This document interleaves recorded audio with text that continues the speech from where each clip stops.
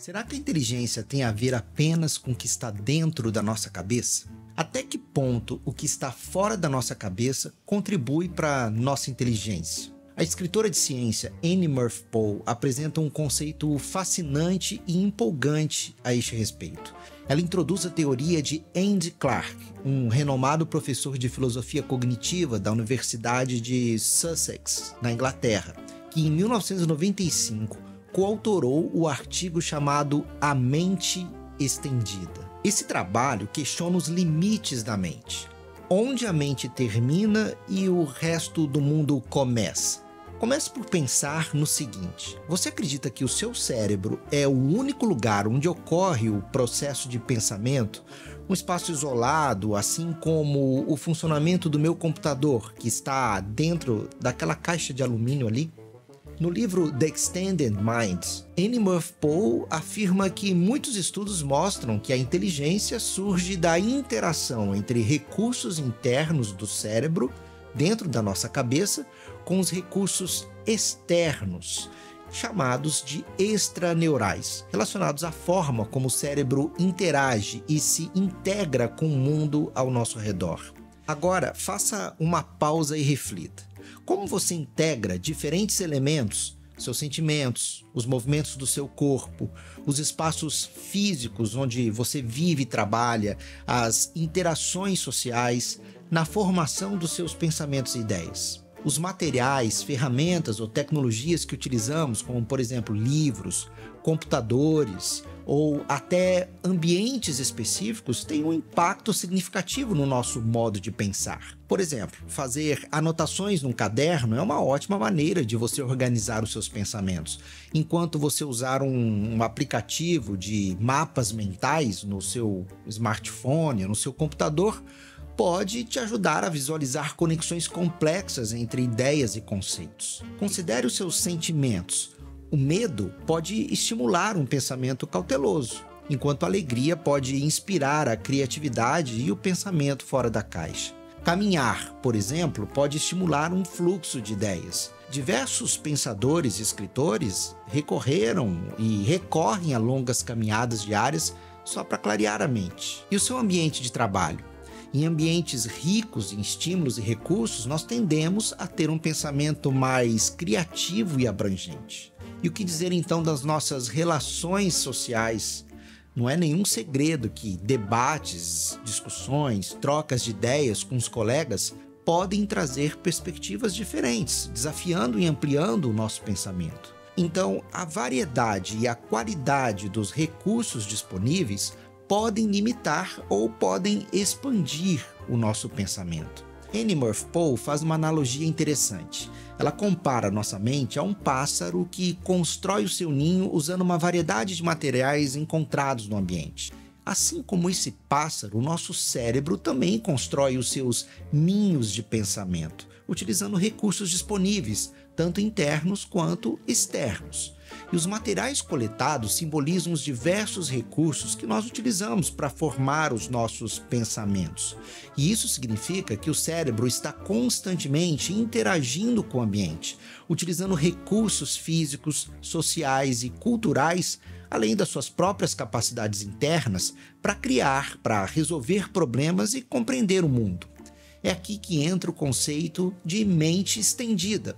A mente estendida é uma visão mais abrangente e integrada de como o pensamento se forma. Embora ele ocorra no cérebro, ele é moldado e influenciado por diversos elementos que a mente encontra fora do cérebro, como interações físicas, sociais e ambientais. Esses recursos externos fazem parte do nosso ambiente, das ferramentas, das tecnologias que nós utilizamos e das interações sociais que nos rodeiam. Eles desempenham um papel muito importante na maneira como nós processamos informações, nós resolvemos problemas e temos novas ideias, expandindo a nossa capacidade de pensar além dos limites cerebrais. Esses fatores formam uma rede interconectada de influências que moldam a maneira como nós pensamos e interagimos com o mundo. A nossa inteligência não é apenas resultado da capacidade cerebral inata. Ela se manifesta na interação entre o cérebro e o ambiente externo. E isso significa que ter acesso a recursos externos como bibliotecas, laboratórios, comunidades de prática, pode ampliar a nossa capacidade de resolver problemas e gerar ideias inovadoras. Mas se você parar para pensar, você vai perceber que essa ideia não é nenhuma novidade, ela não é algo novo, concorda? Ao longo da história, a humanidade sempre usou ferramentas e métodos externos para expandir a memória, compartilhar ideias e organizar os pensamentos. Vamos pensar nas gravuras, nas cavernas pré-históricas, nos dispositivos tecnológicos avançados de hoje em dia. Todas essas ferramentas têm sido essenciais para o nosso pensamento e para o nosso aprendizado. No entanto, o que Annie Murphy Paul destaca é uma sistematização e um aprofundamento dessa compreensão, integrando-a com as descobertas recentes das ciências cognitivas. Ela enfatiza como a nossa mente interage e depende dos recursos externos. Então, ela explora a ideia de que essas interações são essenciais e não apenas complementares para a nossa cognição. Embora usar ferramentas externas para ampliar a nossa capacidade de pensamento não seja algo novo, a abordagem de Murphy Paul traz uma perspectiva que é enriquecedora e atualizada. Ela destaca a interconexão e interdependência entre o nosso cérebro e o ambiente no processo cognitivo. E isso nos ajuda a entender melhor sobre inteligência, aprendizado e criatividade, estando alinhado com pesquisas contemporâneas em psicologia, neurociência e filosofia da mente. Então, o que isso significa para nós? Bom, que é extremamente valioso reconhecer a importância dos recursos externos e como eles podem ampliar a nossa inteligência. A habilidade de utilizar efetivamente esses recursos extraneurais pode ser aprendida e aprimorada. A inteligência, portanto, pode ser desenvolvida ao longo do tempo, à medida que nós aprendemos a integrar melhor esses recursos externos no nosso processo de pensamento. Perceba que essa abordagem não apenas reconhece a importância das ferramentas e dos ambientes externos para aprimorar o pensamento e a produtividade, mas também encoraja a exploração ativa e a integração desses elementos nas nossas atividades cognitivas diárias. E eu diria que, ao escolher conscientemente utilizar esses recursos externos para pensar e aprender de maneira mais eficaz, nós estamos demonstrando uma atitude por si só inteligente.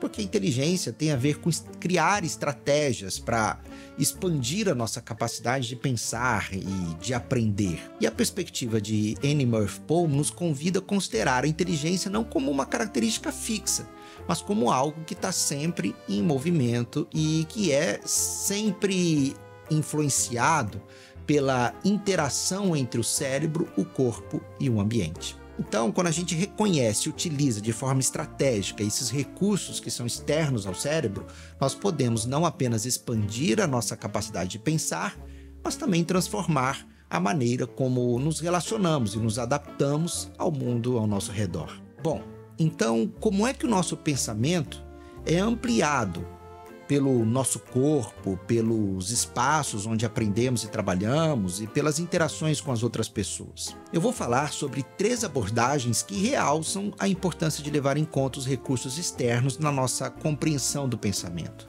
E a primeira delas é a cognição incorporada. Essa abordagem explora o papel do corpo na nossa capacidade de pensar. Ela sugere que o pensamento não é apenas uma atividade cerebral, mas ele é profundamente influenciado pelas sensações físicas, pelos movimentos do corpo e pela interação com o ambiente físico. O modo como nós percebemos o mundo e reagimos a ele não é apenas processado no cérebro, mas é uma experiência integrada que envolve todo o corpo. A segunda abordagem é a cognição situada. E ela explora como o ambiente físico e social no qual a gente vive e trabalha influencia a maneira como a gente pensa. E isso explora a ideia de que os espaços físicos onde a gente se encontra, os objetos que nos cercam e as situações sociais das quais participamos são partes integrantes do nosso processo cognitivo. Esses elementos externos não são apenas cenários para o nosso pensamento, mas sim componentes ativos que moldam e orientam a nossa compreensão e o nosso entendimento do mundo. E a terceira abordagem é a cognição distribuída, que se refere à forma como o nosso pensamento é ampliado e enriquecido por meio de interações sociais e da colaboração. Essa perspectiva acredita que o pensamento não acontece apenas individualmente, mas muitas vezes ele é compartilhado entre várias pessoas e ferramentas externas. Por exemplo, grupos de pessoas podem colaborar combinando suas habilidades individuais e conhecimentos para resolver problemas complexos de maneiras que seria impossível para uma única pessoa.